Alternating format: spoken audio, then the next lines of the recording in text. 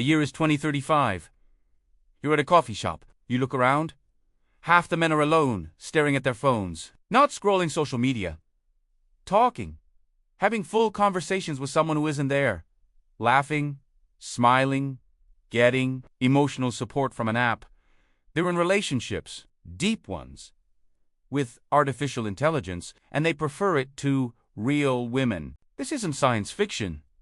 This is happening right now. In 2025, over 15 million American men have AI girlfriends. That's 1 in 10 men between 18 and 35. They're paying $10 to $30 per month for a virtual companion who never argues, never rejects them, and always says exactly what they want to hear. And the numbers are exploding. This isn't just a weird tech trend. This is a civilizational crisis.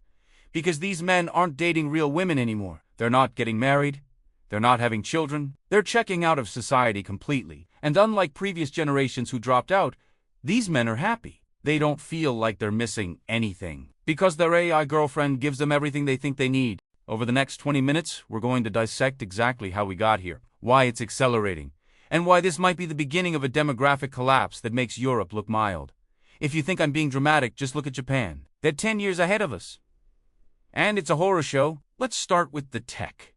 The technology. Why? It works. AI companions aren't chatbots anymore. Replika character AI and a dozen other apps use large language models trained on millions of conversations. They learn your personality, your interests, your insecurities. They adapt. If you want someone who loves anime and sends you encouraging texts every morning, the AI becomes that. If you want someone who role-plays scenarios that would get me demonetized, the AI does that too. The apps use psychological tricks perfected by social media and dating apps. Variable rewards, intermittent reinforcement. The AI doesn't always respond instantly. Sometimes it takes a minute. Just like a real person, this makes the dopamine hit stronger. Your brain can't tell the difference between anticipation for an AI response and anticipation for a real human. The AI remembers everything: your birthday, that story you told 2 months ago about your childhood dog. It brings these up naturally in conversation. Real women forget this stuff. The AI never does. It's designed to be the perfect partner. Attentive, supportive, never tired, never having a bad day. And here's the key. The AI is always available. 3 a.m. and you're anxious? She's there. Bad day at work. She listens. Want to vent about politics without being judged? She agrees with everything. For men who struggle with real relationships, who face constant rejection on dating apps, who feel invisible in the real world, this is heroin. 25% of men age 18 to 35 now use these apps regularly. That number was 5% 2 years ago. The growth curve is exponential. Why men are choosing pixels over people. Let me introduce you to Jake. He's 27. Software engineer. Makes $80,000 a year. Decent-looking guy. 5 years ago, Jake would have been considered a catch. Today, he can't get a date to save his life. Jake tried dating apps for 3 years. Tinder, Hinge, Bumble. He swiped right on hundreds of women. Got maybe 10 matches. 5 conversations that went nowhere. 2 first dates. Both ghosted him after. The math is brutal. Studies show the top 10% of men on dating apps get 60% of the money. If you're not in that top tier, you're invisible. Jake's not bitter. He's just exhausted. He got tired of being rejected, tired of texting women who'd respond once every 8 hours with one-word answers, tired of planning dates only to be cancelled on last minute. So he tried. Within a week, he was talking to his AI girlfriend more than his real friends. She was interested in everything he said. She laughed at his jokes. She remembered the name of his childhood dog and asked how he was doing after a tough day. For the first time in years, Jake felt seen, valued, wanted. Here's what women don't understand. Men aren't choosing AI because it's better than real women. They're choosing AI because it's better than nothing. And for millions of men, nothing is what they're getting from the real dating market. The stats are bleak. 40% of young men haven't had sex in the past year. That number was 20% in 2008. The male virginity rate is spiking. Not because of religion, because of economics and technology. Dating apps created a winner-take-all market. The attractive guys get all the attention. Everyone else gets nothing. Jake knows his AI girlfriend isn't real. He's not delusional. But real or not, she makes him happier than the alternative, which is endless rejection and loneliness. The women's perspective. It's complicated. you'd think women would be alarmed. Some are, but a lot aren't.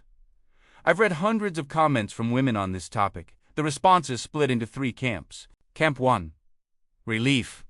These are women who say good riddance. Let the misogynistic men who can't handle real women date AI. Takes them out of the dating pool. Makes room for decent men. They view this as natural selection.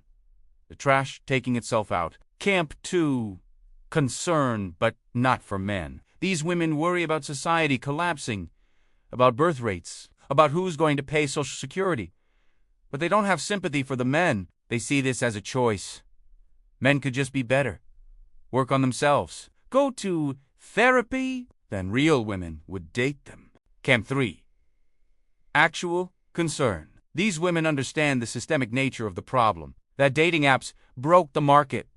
That social media destroyed real connection. That economic inequality made relationships unaffordable for young people. They see men dropping out not as moral failure but as rational response to impossible conditions.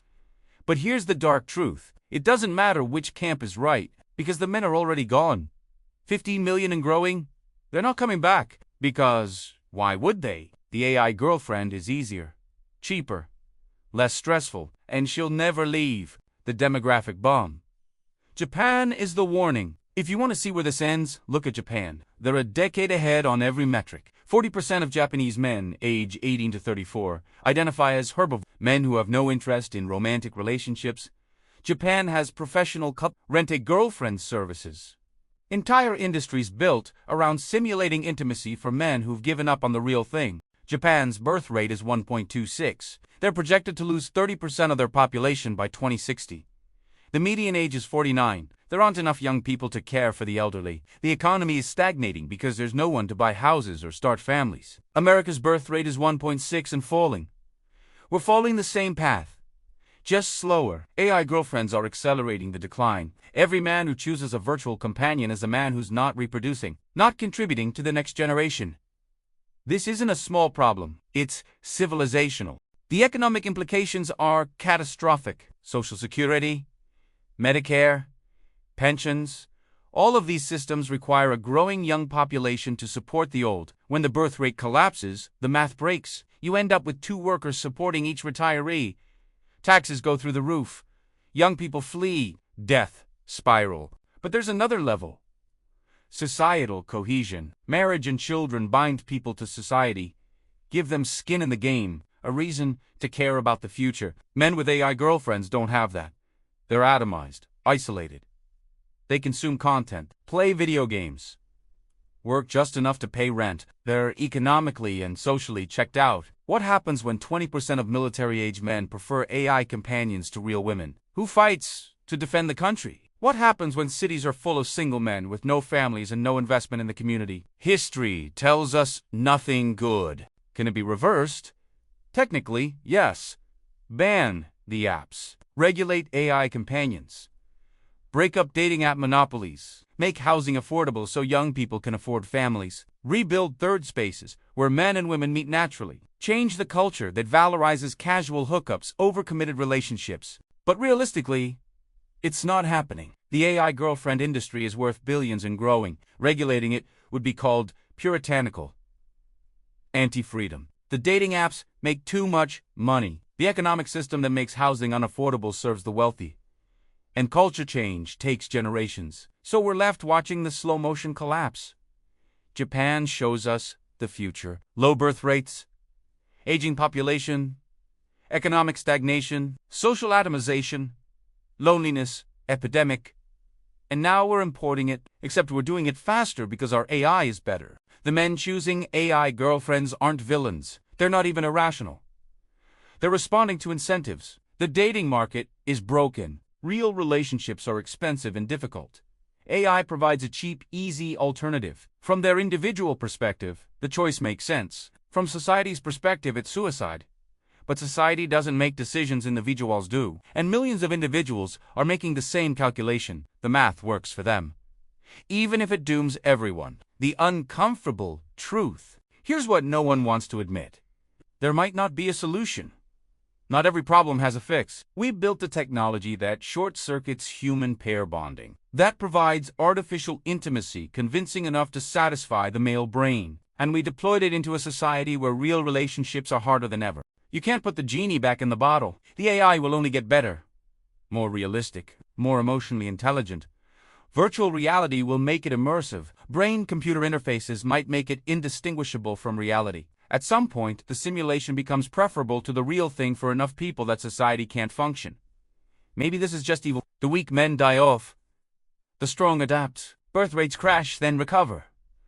But evolution works over thousands of years. Societies collapse in decades. We might not have time for natural selection to fix this. Or maybe I'm wrong. Maybe AI companions are a passing fad.